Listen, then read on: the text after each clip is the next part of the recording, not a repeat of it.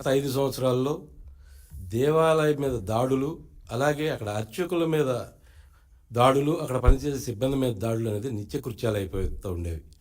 ఈరోజు చూస్తే మీరు అనంతపురంలో ఒక రథం దగ్ధమైతే గంటల వ్యవధిలో ఆ యొక్క ఎవరైతే చేశారో అతన్ని పట్టుకుని శిక్షించే కార్యక్రమం జరుగుతుంది. అది కూటమి ప్రభుత్వం యొక్క చిత్తశుద్ధి. మరి ఈ 100 రోజుల్లో ఏదైతే దేవాలయాలకు సంబంధించిన కమిట్మెంట్స్ అయితే ఇచ్చిందో ప్రభుత్వం, అంటే అర్చకులు వేతనాలు కానీ, లేక అక్కడ శాంతి భద్రతలను పరిరక్షించే విధంలో కానీ అన్నీ కూడా అమలు చేయటానికి ముందుకెళ్తుంది ఈ కూటమి ప్రభుత్వం.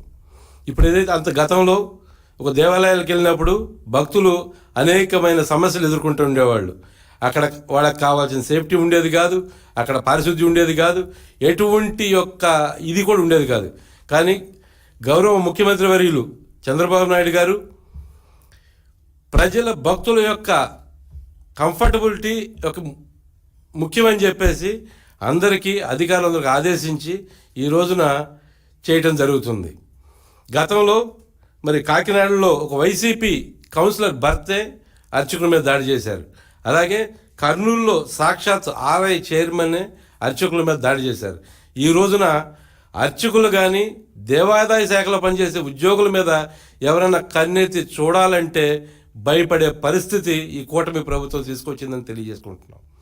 అలాగే ఇప్పుడు ఏదైతే ఉందో ఈ యొక్క రాబో దసరా ఉత్సవాలకి ఇక్కడ ప్రతి ఆలయం దగ్గర కూడా అన్ని రకాల వసతులు కల్పించడానికి కూటమి ప్రభుత్వం అన్ని రకాల సిద్ధంగా తయారైందని చెప్పి తెలియజేసుకుంటున్నాం.